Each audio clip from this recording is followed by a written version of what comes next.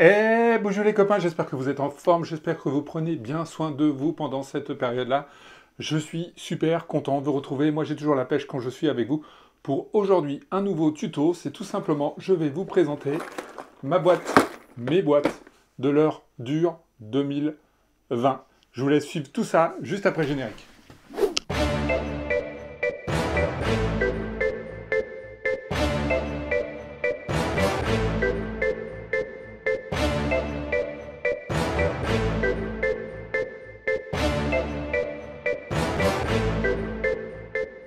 Et voilà, on se retrouve. Donc voilà, j'ai 3 boîtes à vous présenter. Donc je vais vous présenter mes leurres dures pour la saison 2020, en vous mettant aussi quelques images à la fois des leurres en gros plan, mais aussi de parties pêche de l'année dernière. Et je vais commencer par ce qui flotte, et on va descendre dans la couche d'eau tout doucement. Alors, comment je choisis mes leurres dures? J'essaye de couvrir la panoplie du possible. Alors c'est pas évident parce que selon les jours on va pas être forcément sur les mêmes pêches, mais qu'est-ce que j'appelle la panoplie du possible? Donc on est bien pour la pêche en mer, plutôt de la pêche du bar, même si le lieu peut aussi fonctionner dans certaines conditions. C'est qu'on va avoir des jours où le bar va être actif en surface, il y a des jours où le bar va être actif plutôt en profondeur, il y a des jours où le bar va être inactif, et il y a des jours où le bar va être au milieu de tout ça. Donc j'essaye de couvrir un petit peu chaque hauteur d'eau avec mes leurres. J'essaye d'avoir des tailles un petit peu différentes. Vous verrez, genre en gros, pour faire simple, de 9 à 13 cm approximativement. Parfois plus gros, mais c'est très rare. Et puis des coloris qui vont être très différentes en fonction du jour, en fonction du moment dans la saison et en fonction des conditions météo. Autre critère pour moi, vous savez que ça coûte cher, des leurres de surface. Alors l'avantage, c'est que ça coûte beaucoup plus cher que des leurres souples, mais on en perd aussi beaucoup moins, ce qui fait que sur une saison, c'est pas forcément plus cher que des leurres souples. Et globalement, vous arrivez, si vous les entretenez correctement, à les garder plusieurs années en changeant les triples de façon régulière. Toutefois, on a de tout sur le marché, avec des leurres vraiment pas chères, voire des copies de leurres qui franchement valent pas grand-chose, et puis des leurres très chères. Bon, par principe, dans la pêche, j'essaye toujours de m'appliquer ça. J'essaye d'avoir des choses qui me semblent abordables. Ce que j'appelle abordable, moi, la tranche 10 à 20 euros. En dessous de 10 euros, c'est quand même, pour du leurre de bar, compliqué de trouver. Et au-dessus de 20 euros, pour moi, voilà, je ne fais aucune critique. Les leurres sont très bons, et tous très bons, et vous le connaissez très bien. Mais j'ai envie de pêcher tout simplement avec autre chose. Et voilà, la cible 15 euros me semble pas mal. Donc c'est aussi un critère pour moi dans le choix de ces leurres, dont vous avez déjà vu. Hop, je vous remets une petite vidéo ici. Il y a 2 ans, je vous avais déjà fait une vidéo où je vous montrais une partie de ces leurres, et depuis, j'ai quand même pas mal affiné. Donc là, on va rentrer dans le dur. Allez, on y va, je vous montre ça. Alors, en leurre de surface, on va commencer par des choses que j'aime beaucoup. La série des spooks, mini spooks, super spooks, etc. Vous avez toute une gamme, voilà, de spooks qui sont vraiment top. J'adore ce leurre, il a une bonne densité, il a une grosse bille. Il a un bruitage assez grave, il se lance vraiment très bien, et en surface, il s'aligne vraiment super bien. Donc voilà, j'en ai plusieurs tailles. Donc là, vous voyez plutôt des couleurs Ayu, là, plutôt des imitations macro. De mémoire, c'est la marque Wesley Hedon qui fait ça. Franchement, en gamme de prix, on est super bien placé. Ce sont des leurres qui marchent très bien, et depuis très longtemps. Ensuite, j'ai la gamme des 3DB Pencil. Alors ça, je kiffe beaucoup. Je vous l'avais pas présenté celui-là il y a 2 ans, je ne l'utilisais pas. Donc j'adore ce leurre. Il a une super nage. Il est encore plus, vous l'entendez, encore plus grave en termes de bruit.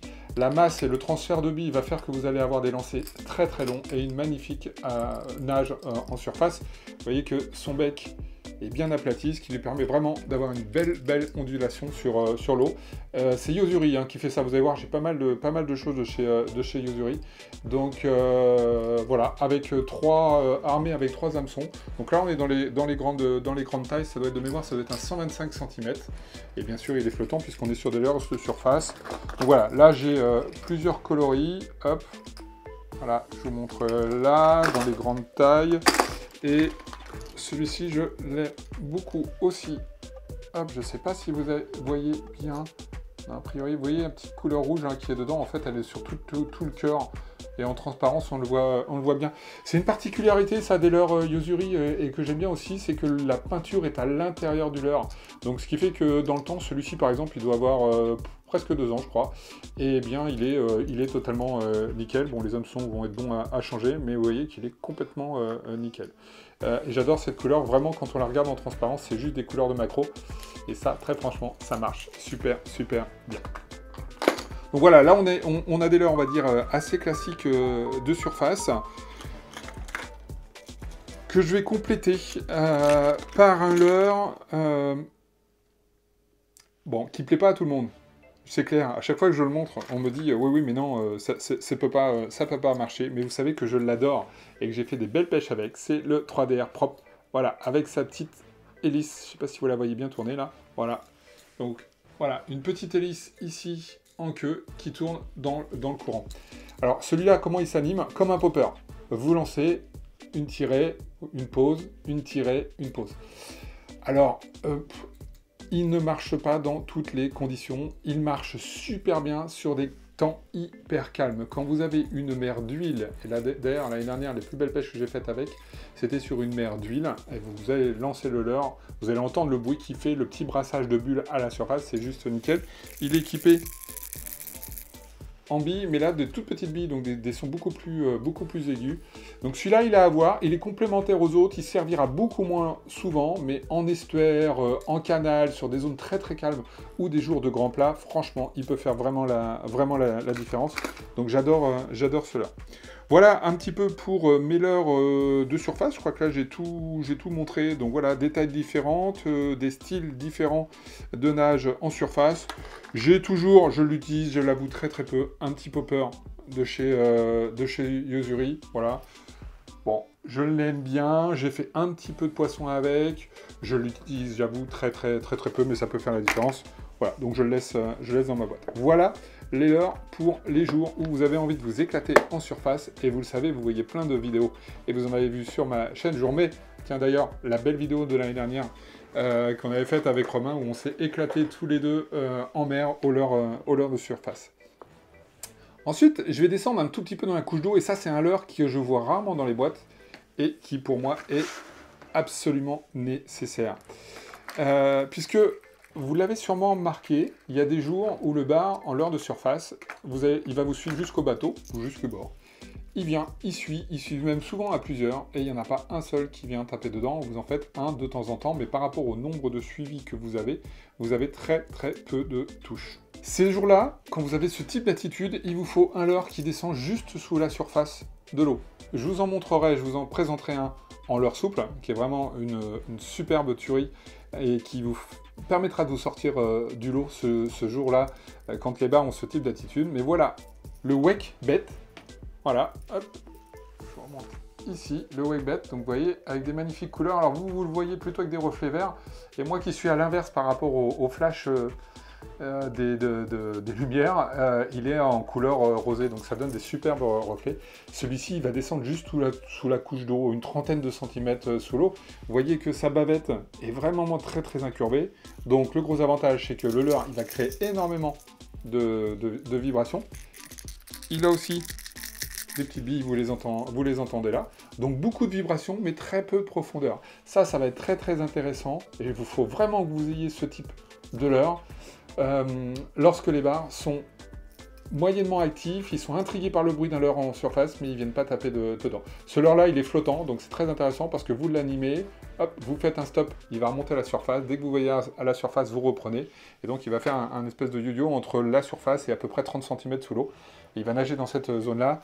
Je vous assure que les jours, et je suis sûr que vous en avez eu plein, les jours où vous avez eu beaucoup de suivi, que vous avez raté du poisson, parce qu'il ne mordait pas dans les leurres de surface, et vous auriez eu celui-ci, vous étiez sûr de vous en sortir. On va encore descendre dans la couche d'eau, ensemble. Alors, avec les Crystal Minnow. Hop. Voilà. Donc, vous voyez ce leurre. Donc là, je vous mets une imitation. Donc, voilà, couleur naturelle. En gros, hein, ça ressemble beaucoup à du macro. Hein, donc, une belle couleur. Il est aussi équipé avec des petites billes. Donc, celui-ci, c'est un leurre plongeant. Hein, c'est indiqué sur les Yo-Zuri. Ouais, il y a un S pour sinking. donc plongée, et F pour flottant, tout simplement, floating. Et ouais, quand on pêche, il faut faire de l'anglais. Donc ça, c'est un petit peu obligatoire malheureusement aujourd'hui. Donc celui-ci, il est flottant, donc très très intéressant, parce que vous allez avoir une nage. Donc vous voyez que, je vous le montre ici, la bavette est toute petite. Donc il va nager entre, allez, on va dire 0,8 à 1 mètre de fond. Et comme il est flottant, dès que vous vous arrêtez, il remonte vers la surface. Et il repart en nageant, et voilà, vous allez faire des yo-yo, donc un petit peu comme le wake bet qu'on a vu juste avant, mais là, sur une profondeur un petit peu plus importante, donc entre 1 mètre et 50 cm, vous allez jouer un petit peu dans cette couleur d'eau-là.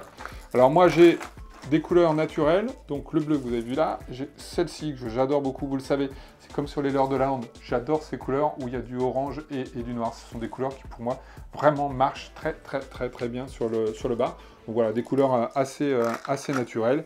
Et puis, parce qu'il y a des jours, il faut du flashy, voilà, une couleur jaune comme ça, qui pour moi est absolument magnifique, et qui va marcher plutôt sur des ciels clairs. Généralement, je suis plutôt sur des couleurs naturelles quand on a des couleurs, des ciels foncés, des ciels gris nuageux, et des belles couleurs, et quelque chose plus, comment dire, plus flashy comme ça, quand on a un temps clair. Hop, voilà. Donc là, on vient de descendre, on est arrivé à 1 mètre de profondeur. On va descendre encore dans la couche d'eau, et là, on va commencer à aller beaucoup plus profond. Avec les Deep Divers, donc c'est les Crystal Minnow, donc c'est exactement le même leurre que celui qu'on a vu auparavant.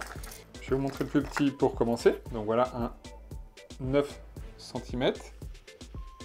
Sachant que vous allez le trouver en 9, en 11 ou en 13. Vous voyez, sur des couleurs très différentes. Alors bien sûr, selon sa taille, il va descendre plus ou moins profond, puisque la bavette va être beaucoup plus grande. Je vous montre 2 bavettes. Allez, je vais essayer de vous montrer même les 3 bavettes. Voyez. Voilà les 3 bavettes les unes à côté des autres. Donc vous comprenez bien que le plus petit, forcément, va descendre un petit peu moins profond. Lui, il va être autour de 1 mètre, 1 mètre 50. Et le plus grand va descendre jusqu'à 4 mètres de profondeur. Donc ça, c'est intéressant, parce qu'il y a des jours où, vous le savez, eh bien, le bar, il n'est pas en surface. Il y a des moments de la saison, notamment en début de saison, où le bar ne vient pas en surface. Et là, il faut aller le chercher bien plus profond. Voilà, donc le Deep Diver, regardez ces couleurs, absolument superbes, des beaux reflets, bruiteurs, tous. Et donc voilà, trois tailles. Donc moi j'ai un peu les 3 tailles, avec toujours à peu près la même chose. Soit des leurres assez naturels, comme celui que je viens de vous montrer, voilà, des leurres comme cela, hop, voilà, qui sont très naturels, ou des choses beaucoup plus blanches, beaucoup plus neutres, et qui vont servir plutôt par temps clair. Voilà, donc là on est parti de la couche de surface, et on vient d'arriver à peu près à 4-5 mètres de profondeur. C'est difficile de trouver des leurres dures qui vont descendre en dessous, il peut y en avoir, mais de toute façon, quand vous pêchez avec des leurres qui descendent à 4 mètres d'eau, sur des bars actifs, même à 10 ou à 15 mètres, ils peuvent monter chercher. Bon, c'est généralement pas, en tout cas pour moi, c'est pas la pêche que je recherche. Après, pour certains, ça crée des sensations, mais c'est pas ma tasse de thé, on va dire ça comme ça. Donc voilà mes leurres dures. Donc vous voyez, une belle gamme qui est à peu près la même que celle que je vous avais présentée il y a 2 ans, mais avec quand même des nouveautés, et notamment sur ces Crystal Minnow et sur ces Deep Divers qui me permettent, parce que ça me manquait, c'était ces leurres qui descendaient à 3-4 mètres d'eau et qui vont faire vraiment la différence, y compris parfois sur des gros bars. Maintenant, il reste un leurre dur que je vais vous présenter aussi. Un autre qui est, pour moi, je ne sais pas s'il est sorti il y a 2 ans, mais en tout cas, il est à la mode depuis 2 ans, et il faut absolument l'avoir dans sa boîte. Voilà, ce sont les lames vibrantes. Voilà. Donc là, on est sur une lame vibrante de chez Ilex. Donc ça, c'est intéressant. Pour moi, c'est intéressant, notamment les jours où le bar n'est pas super actif, et il va avoir une agressivité colossale sur ce type de lame. Pour ceux qui l'ont essayé, vous le savez, quand vous avez ça au bout de la canne, sans avoir une canne sensible, vous avez juste le bras qui vibre, tellement, comme son nom l'indique, cette lame va vibrer. Donc là, c'est la Runner Blade d'Ilex, il y a plusieurs tailles. Bon, c'est des leurres qui sont pas données, mais bon, on ne les perd pas non plus, donc dans des couleurs plus ou moins flashy, plus ou moins naturelles. Très franchement, c'est mon petit bonus, je le donne en bonus, mais celui-là, il est vraiment super top. et c'est vraiment un leurre qu'il faut que vous ayez dans votre boîte. Parce que voilà, les jours où le bar est actif, vous avez toute la gamme que je vous ai montré au début. Le jour où le bar est un peu plus bouche cousue, et bien tout simplement, vous avez cette gamme-là qui vient vous sauver. Voilà, mes leurres 2020. Moi, ce qui m'intéresse, c'est que vous puissiez me dire dans les commentaires ce que vous utilisez, parce que je suis sûr que vous utilisez des choses aussi différentes de ces leurres-là. Dieu sait que la gamme est très large, qu'il y a énormément de marques. Là, vous avez vu, moi, je suis assez concentré sur cette marque-là, mais voilà, il y en a plein d'autres qui sont bonnes. Là, il y a du bon matos, il y a du matos solide, et du matos qui dure, et dans des prix qui sont pour moi raisonnables, et je vous l'ai dit, pour moi, c'est un critère fondamental. Maintenant, il y a plein de belles choses. Je vous ai pas tout montré, j'ai d'autres boîtes où il me reste des leurres que j'utilisais auparavant et que j'utilise encore de temps en temps, et les beaucoup plus classiques, Z-Claw, Pachinko, ce genre de choses. Mais j'avoue que je les utilise de moins en moins et je me concentre un peu plus sur ces leurres-là. Voilà, une question de goût, une question d'efficacité, parce que vous l'avez vu dans mes vidéos, ça marche. Maintenant, il me reste à vous dire les copains, on n'oublie pas le petit pouce bleu parce que je l'adore. On essaiera, si vous le voulez, la semaine prochaine de se faire un direct pour pouvoir discuter de tous ces leurres durs et de vos techniques. J'essaierai de vous trouver un invité qui connaît bien cette gamme-là. Et en attendant, je vous dis, vous jouez les copains, ciao, à très bientôt et surtout, prenez soin de vous. Ciao.